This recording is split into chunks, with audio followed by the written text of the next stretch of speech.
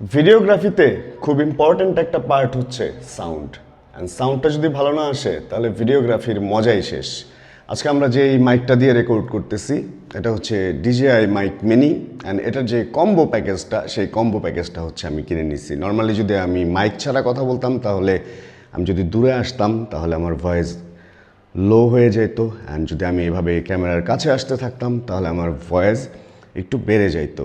কিন্তু এখন মাইক যেহেতু আমার বডিতে লাগানো সেহেতু আমি যে কোনো জায়গায় চলে যেতে পারতেছি, আমি সাইকেলের কাছে আসতে পারতেছি এবং আমি চাইলে এই লাইটের কাছে যাইতে পারতেছি। যেখানে যাই না কেন আমার ভোকাল লেভেলটা, আমার ভয়েস লেভেলটা এক থাকতেছে। এটাই হচ্ছে মাইকের মজা। অ্যান্ড এই মাইকটার জন্য অনেক দিন ওয়েট করছি, কিনবো ভাবছি, কিন্তু কেনা হয় নাই।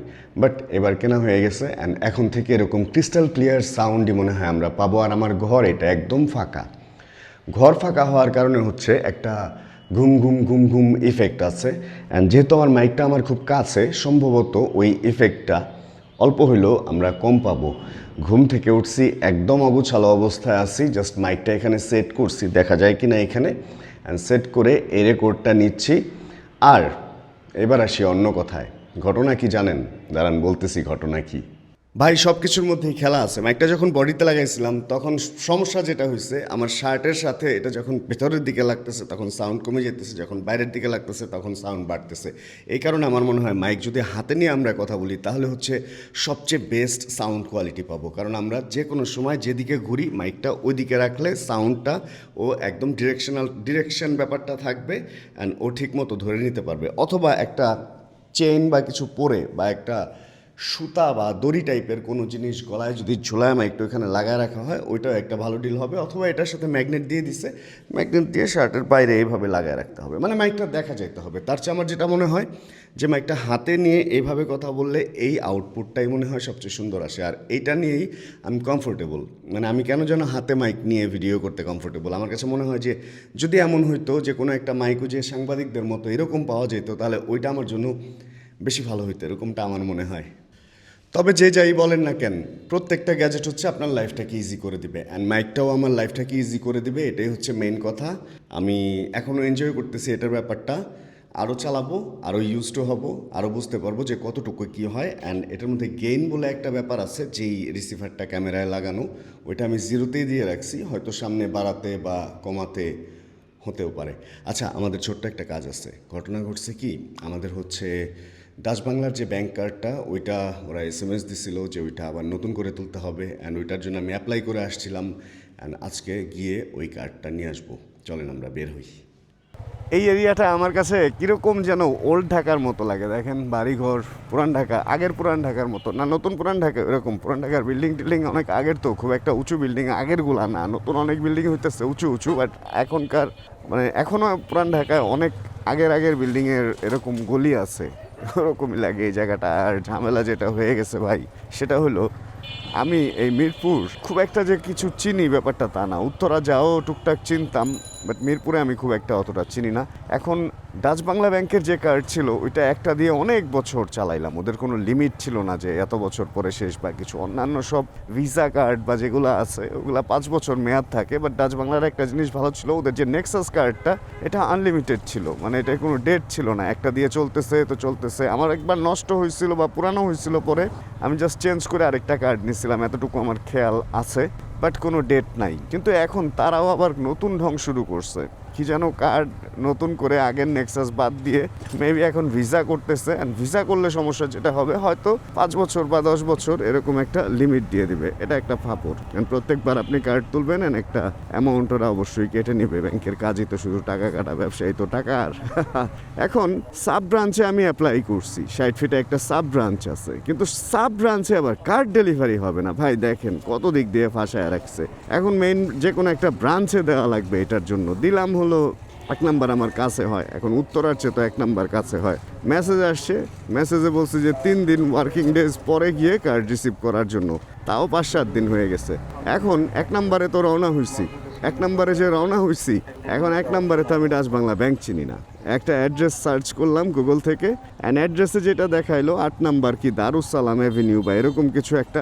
এখন 8 নাম্বার দারুসালাম অ্যাভিনিউ চিনি না আমি, আর 8 নাম্বার কোত্থেকে চিনবো বলেন তো দেখি। এই একটা অবস্থার মধ্যে হলো পড়ছি আমি।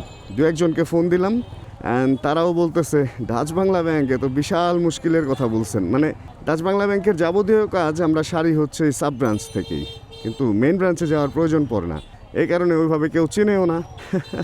হ্যাঁ, যারা চিনে বা যারা কাজ টাজ করে তারা মনে হয় কাজই পারাবে এই দিকেরটায় যায়। এই অবস্থার মধ্যে আমি একটা ফাপড়ে আটকায় গেছি। যাক, খুঁজে বের করে ফেলবো, এটা কোনো বড় সমস্যা না। বড় সমস্যা যেটা, সেটা হচ্ছে বাইক রাখা। আপনারা হয়তো জানবেন আমি বাইকে তেমন কোনো লক ইউজ করি না, একদম কোনো লক ইউজ করি না। কোনো জিপিএস, কোনো ট্যাগ, কোনো ডিস্ক লক বা অন্য যে কোনো লক হোক, সিকিউরিটি লক বলেন আর ম্যানুয়াল লক বলেন, কোনো লকই আমি বাইকে ইউজ করি না ভাই, করি না। কারণ আমি বাইক সবসময় চোখের সামনেই রাখি। কিন্তু যখনই কোনো জায়গায় এরকম জায়গায় বাইক রাখতে হয়, কোনো একটা রাস্তার পাশে বা ব্যাংকে বা কোনো অন্য কোনো এরকম কোনো ঘটনায় মার্কেট টার্কেটে ভাই, তখন আমার পিল্লি চমকায়া যায়। যেমন কালকে আমি বসুন্ধরা সিটি গেছিলাম, বাইক রাখছি, কোনো ঝামেলা হয় নাই, কারণ টাকা দিয়ে বাইক রাখছি। একটা কার্ড দিছিল, যার যার বাইক সে ছাড়া বের করতে পারবে না, কিন্তু রাস্তার পাশে তো আর এইটা নাই। বা কালকে আমি ওই হোটেলেও যে গেলাম, ওই হোটেল ইন্টারকন্টিনেন্টালেও বাইক রাখা, ওটা সেফ, ওইখানে চোর ঢুকবে থেকে। ব্যাপারটা হলো এরকম, ওই ধরনের জায়গা থেকে বাইক চুরি বা গাড়ি চুরির কাহিনী খুব কম। এখন রাস্তার পাশ থেকে তো আর তা না, এই জন্য আমি একটু আতঙ্কে থাকি হচ্ছে এরকম জায়গায় বাইক নিয়ে যদি যাইতে হয়। এখন আমি একবারে বের হইছি অনেকগুলা কাজ নিয়ে, বাইক না নিয়ে বের হইলেও হইতো না, রিক্সায় গেলেও আমার কাজ হইতো না। আর আমি যেখানে ডাচ বাংলা ব্যাংকই চিনি না, আমি রিক্সায় করে যাইতামই বা কই বলেন। তবে যাই হোক, ঈদ কাছাকাছি চলে আসতেছে, আপনাদের একটা জিনিস একটু সাবধান হয়ে যাইতে হবে এখনই। বাইকের কাগজপত্র, লাইসেন্স অ্যান্ড ফিটনেস, এই জিনিসগুলো ঠিকঠাক রাখেন। রাস্তায় তো ফাঁকা কেন রে ভাই? কারণ এখন হচ্ছে আস্তে ধীরে রাস্তায় পুলিশ দাঁড়াবে, এবং এই সমস্ত জিনিসের জন্য কেস বা ঘুষ যাই বলেন, এদের আগে শপিংয়ের টাকা বুঝে নিত। তো এই জন্য একটু সব কিছু ঠিকঠাক নিয়ে বের হয়েন আর কি। আরে হাতাটা আবার উল্টায় বেরোইছি, হাত উঠাই পুড়তেছি রোদের মধ্যে। তবে আজকে রোদটা খুব কুসুম কুসুম, মানে সুন্দর একটা কুসুম কুসুম রোদ অ্যান্ড ঠান্ডা ঠান্ডা বাতাস, ভালোই লাগতেছে। আমরা যারা বাইক চালাই আমাদের হাত দেখবেন কালো হয়ে যায়, যেটুকু এরকম খোলা থাকে। অ্যান্ড এটার পেছনে যদি শুধু রোদকে দায়ী করেন তাহলে এটা ভুল হবে। শুধু রোদ না, রাস্তায় যে পলিউশন, ধুলা বালি এইগুলো আছে, এগুলো অনেক বেশি দায়ী এটার জন্য। আপনি যদি শুধু রাতেও বাইক চালান, দেখবেন যতটুকু জায়গায় খোলা থাকবে অতটুকু জায়গায় কালো হয়ে যাবে। ধুলা, ময়লা অ্যান্ড রাস্তার যে কালো ধোঁয়া, যেটা এটার মধ্যে যে পলিউশনগুলো থাকে, এই সব কিছু কেমিক্যাল মিলে স্কিন ব্ল্যাক হয়ে যায়। আর এটা একবার ব্ল্যাক হইলে এটা আর ঠিক হয় না। এটা যতদিন স্কিন চেঞ্জ না হয় ততদিন ঠিক হয় না। এখন কি শুরু করছে, ময়লার গাড়ি নিয়ে পুরো রাস্তা আটকায় দিছে। এই ছোট্ট একটা ছেলে চালাইতেছে, পুরা রাস্তা আটকায় দিছে, আমিও রাস্তা আটকায় দিই। ও কি জানি চায়, আরে সর্বনাশ, ওর চালানোর স্টাইল রে। না ও মামা উঠায় দিও না, মামার বয়স আছে, মামারা দেখতে ছোট্ট লাগে। না মামা বয়স বেশি একটাও না। আমি শিওর ওর লাইসেন্স নাই। আপনারা যাচাই করে দেখতে পারেন। মানে 18 বছর হয়েছে বলে মনে হইতেছে না, এখনো মুছি উঠে নাই, আর যেভাবে চালাইতেছে রাস্তা আটকায়। যাই হোক, আমরা 1 নম্বরের অনেকটাই কাছাকাছি চলে আসছি। এখন আমাকে খুঁজে বের করতে হবে যে কোন জায়গায় সেই ডাচ বাংলা ব্যাংক অ্যান্ড কোন জায়গায় আমি যাব। এই বিশাল বড় একটা মিরপুর শাখা ডাচ বাংলা ব্যাংক, PLC লেখা এখানে দেখা যাইতেছে। অ্যান্ড কিছু মোটর সাইকেলও এখানে আছে, বাট এখানে এইভাবে লক ছাড়া মোটর সাইকেলটা রাস্তার পারে রেখে যে আমি যাব, আসলে এটা কতটুকু সেফ হবে এটা নিয়ে আমি একটু ফাপড়ে আছি। যাক, অল্প সময়ের জন্য ঢুকবো, দেখি অল্প সময়ের মধ্যে। মামা ঢুকবো তো ভিতরে, কেউ আসবে? রাখবো, আপনি তো আটকায় দিলেন ফাঁকা জায়গাটা। তার লোক নামবো দেখা সে বাইকের পার্কিং ফাঁকা, মানে পার্কিং টার্কিং আটকায় রেখে দিবে। এখানে রাখবো, যারে দেখি তারাই চোর মনে হইতেছে এখন আমার কাছে, যেহেতু আমার বাইকে লক নাই। আমিও খুব সতর্কতার সাথে যে কাজটা করব সেটা হলো এই বাইকটা এখানে রেখে আমি ডানে বায়ে একটু ঘুরবো গাড়বো, দেখবো এটার দিকে কারো নজর আছে কিনা, তারপরে গিয়ে হচ্ছে আমি ফুচুক করে উপরে গিয়ে কাজটা সেরে ফেলবো। আজকে ভালো হইতো যদি আমি লকটা নিয়ে বেরোইতাম বাইকের ডিস্কের। আমার কিন্তু লক আছে, বাট আলসামি করে লক নেই না, আর সব বাইকে মোটামুটি লক লাগায় রাখছে। বাট আমি আকামটা করছি লক না এনে। সমস্যা নেই, সাংবাদিক একটা ভাব নিয়ে ঘুরে ফিরে একটু ডানে বায়ে বুঝে দেন উপরে যেয়ে কাজটা সেরে আসবো। কার্ড পেয়ে গেছি, সময় মোটামুটি ভালোই লাগছে, কারণ সিরিয়ালি সবার কার্ড দেওয়া হইতেছে। তো এটা একটা নতুন কাহিনী শুরু হয়েছে ডাচবাংলা ব্যাংকের। আগের কার্ডের সাথে ওদের মনে হয় চুক্তি শেষ, এখন নতুন করে কার্ড দিচ্ছে। ব্যাংকটা সুন্দর, বেশ বড়, কিন্তু ডাচবাংলা ব্যাংকের ওয়ার্কার যারা আছে, মানে পুরুষগুলাও এবং মহিলাগুলো তো আসলে সত্যি কথা কি আমার মনে হয় যে আগে প্রাইমারি স্কুলে চলে আসছি, প্রাইমারি স্কুলে টিচারের সাথে কথা বলতেছি এরকম। মানে ওদের মনে হয় একটার জায়গায় দুইটা কথা বলতে ঝামেলা হয়ে যায়। আরেকটা প্রবলেমও আছে আসলে, আমরা যারা কাস্টমার আমরা প্রচুর চালাই ওদেরকে, ওদের ক্লায়েন্ট বেস বড়। তো দেখেন না বাইকটা রাখছে কীভাবে, আমি এখন বাইকটা উঠাবো কীভাবে আর নিব কীভাবে, এরকম মানে বুদ্ধি কমালা বাইকার দেখলে না আফসোস হয় আসলে। এই বাইকটা কি এখান থেকে বের করে নেওয়া সম্ভব? দাঁড়াই তো করাইতে পারবো না, একটু সুন্দর মতো একটু রাখতে পারতো না? ও যখন রাখছে তখন ওই পাশের ওই বাইকটাও ছিল না, অ্যান্ড সে হুদাই আমার গাড়ির উপরে এসে রাখছে। এখন কোনোভাবেই এটা এখান থেকে বাইক বের করা কি সম্ভব? মানে আমার বাইক যদি লোহার শক্ত বডিওয়ালা বাইক হইতো না, তাহলে আমি ওরে দাগ ফালায় দিয়েই যাইতাম। সত্যি কথা, ওরে উচিত দাগ ফালায় দেওয়া যাওয়া। এখন যে দিক দিয়ে বের করতে যাই ফাপরে আমিই পড়বো। কি একটা দুর্বিষহ অবস্থায় ফালায় দিয়ে গেল। এখন সাইড স্ট্যান্ড উঠে দেন যতটুকু সম্ভব কাত করে আমাকে বের করতে হবে। ওর লুকিং গ্লাসে দেখছেন তারপর লেগে গেছে।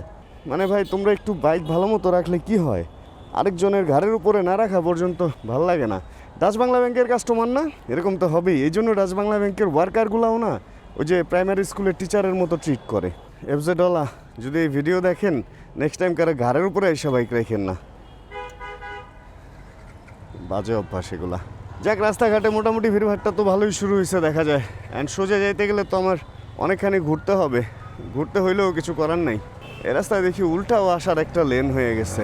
আরে এই যে চাচা দেখেন মোটরসাইকেল নিয়ে কি সুন্দর উল্টা আসতেছে, বাম সাইডটা মনে হয় যে উল্টা আসার জন্যই রাখা হয়েছে। আর ইদানিং নতুন সরকার ক্ষমতায় আসার পরে তো খুব একটা পুলিশ টুলিশ দেখতেছি না রাস্তায়। ঘটনা কি, পুলিশদের মনে হয় এখনও দায়িত্বটা ওইভাবে বুঝায় দেওয়া হয় নাই যে কে কোন জায়গায় হ্যান্ডেল করবে। রাস্তাঘাট পুলিশহীন, রাতেও পুলিশ দেখি না, দিনেও পুলিশ দেখি না। মাঝখানে কালকে রাতে জাস্ট একবার আর্মির একটা টহল দেখছিলাম। দেখেন অবস্থা। আমার আবার বাম পাশের লুকিং গ্লাসটাকে যেন নাড়ায় রেখে গেছে। বাম পাশের লুকিং গ্লাসকে মানুষের পাছায় খোঁচা দেয় নাকি বুঝি না, এটারে মানে এত নাড়াইতে হয় কেন? ওই বাইকেরটা তো আমি নাড়াইছি কারণ আমার উপরে এসে রেখে গেছে, উপায় ছিল না। কিন্তু আমারটা কেন নাড়াইছে? আমি তো ফাঁকা ফুকা করেই রেখে গেছিলাম বাইকটারে। কি একটা অবস্থা রে ভাই। ডাচবাংলা ব্যাংক কিছু দিকে আগাইছে, কিছু দিকে পিছাইছে। দেখেন আগাইছে হচ্ছে ওদের বুথ অনেক বেশি, যদিও নেটওয়ার্ক থাকে না, কিন্তু পিছানোর ব্যাপারটা দেখেন। আমি অন্যান্য কিছু ব্যাংক আছে যেগুলোর কার্ডের মেয়াদ শেষ হয়েছে, পরে হয় ব্রাঞ্চে নয় হচ্ছে বাসায় পাঠায় দেয়, কুরিয়ারের মাধ্যমে বাসায় চলে আসে, জাস্ট একটা ফোন করে দেন অ্যাক্টিভ করে ফেলা যায় সাথে সাথে। আর ডাচবাংলায় আমি অ্যাপ্লাই করলাম, অ্যাপ্লাই করার পর সেই কার্ড রেডি হইলো 15 দিন পরে ধরেন আমার কাছে SMS আসলো যে তারপরে আবার 3 ওয়ার্কিং ডেজ পরে যাওয়ার জন্য। তাহলে 15, 16, 17, 18 বা 19 দিন। এবং আমি সেইটাও আসলাম প্রায় এক সপ্তাহ পর, মানে 5-7 ওয়ার্কিং ডেজ পর আমি আসলাম। অ্যান্ড আসার পর আজকে কার্ড দিলাম, কার্ড নিয়ে বললাম যে রেডি করব কিভাবে, বলতেছে এটা অটোই রেডি হয়ে যাবে। আমি বললাম তাহলে কি আগের পিন দিয়েই চলবে? বলতেছে না, এটার ভিতরে পিন আছে, ওইটাতেও বড় সমস্যা না, অ্যাক্টিভ আবার সেটা আজকে হবে না। মানে 18-19 দিন পর আমি আজকে কার্ড হাতে পাইলাম। আজকে হচ্ছে আমি যখন কার্ড নিছি তখন বৃহস্পতিবার, অ্যান্ড এইটা অ্যাক্টিভ হবে রবিবারে। অবস্থাটা চিন্তা করেন, মানে বৃহস্পতি, শুক্র, শনি, রবি, আরও 3 দিন। তাহলে 18-র সাথে আরও 3 লাগান, 19, 20, 21 বা 22 দিন যদি লাগে একটা কার্ড অ্যাক্টিভ হইতে। ভাই 22টা ওয়ার্কিং ডেজে তো একটা মাস শেষ। 1 মাস আমি কি কার্ড ছাড়া থাকবো? তাহলে আগের কার্ড বন্ধ হয়ে গেছে, নতুন কার্ডের এই অবস্থা। মানে এটা ডাচবাংলা এটা কি সার্ভিস দিতেছে আসলে? ডাচবাংলার মনে হয় আরেকটু ফাস্ট হওয়া উচিত ভাই। মানে আমাদের গ্রামে একটা কথা আছে যে পাছা আন্দাজ বাদ দেওয়া উচিত। তো আসলে এত কাস্টমার যদি ডিলই না করতে পারে তাহলে এত কাস্টমার নেওয়া উচিত না, তাই না? ক্লাসে যদি স্টুডেন্ট নাই বসাইতে পারেন তাহলে এত ভর্তি নেবেন কেন? যতগুলা বেঞ্চ অতগুলা স্টুডেন্ট নেন, লাগে 1-2টা কম নেন যদি আপনি মেনটেন করতে না পারেন। বাট এমন কেন? অবস্থা দেখছেন রাস্তার? এগুলা কিন্তু পাতা, এই যে গাছ থেকে পড়ছে। মানে বসন্তের শুরুর দিকে সব পাতা হলো এরকম পরে, রাস্তা পুরা পাতায় পাতায় ভরা। আর এখন আমের মুকুল আর পাতা অলরেডি নতুন নতুন আসতেছে, পুরান পাতাগুলো সব পড়ে এলাকার রাস্তা কিরকম হয়ে গেছে ভাই, তা না দেখানো পর্যন্ত শান্তি পাইতেছিলাম না। আর এখানের অবস্থা মানুষ পানি ফেলে ময়লা করে ফেলছে। অ্যান্ড রাস্তার দিকে তাকাইলে এখন বলা যায় যে কোন জায়গায় গাছ আছে কোন জায়গায় গাছ নেই। এই জায়গার রাস্তা দেখেই বুঝে যেতেছে যে উপরে চেঁচে ফেলছে, লোম নাই একটাও, ন্যাড়া মাথা বানায় ফেলছে, উপরে একটা গাছও নাই। আল্লাহ আল্লাহ, লেটস গো। পরিবারে হচ্ছে আরেকটা নতুন গাড়ি কেনা হয়েছে, ওই যে ওইটা নিয়ে আসছে শুভ ভাই। আমাদেরই এক বোন কিনছে হচ্ছে এইটা, অ্যান্ড এটারে নিয়ে আজকে নাম ট্রান্সফার হলো। শুভ ভাই গেছিলো বিআরটিএতে, নাম ট্রান্সফার শেষ করলো। আর এর মধ্যে আমি ঢুকছিলাম জিম টিম শেষ করলাম। অ্যান্ড এখানে আসতে আসতে সব মিলে দেখি 5:30 বাজে, ইফতারের টাইম অলরেডি হয়ে গেছে।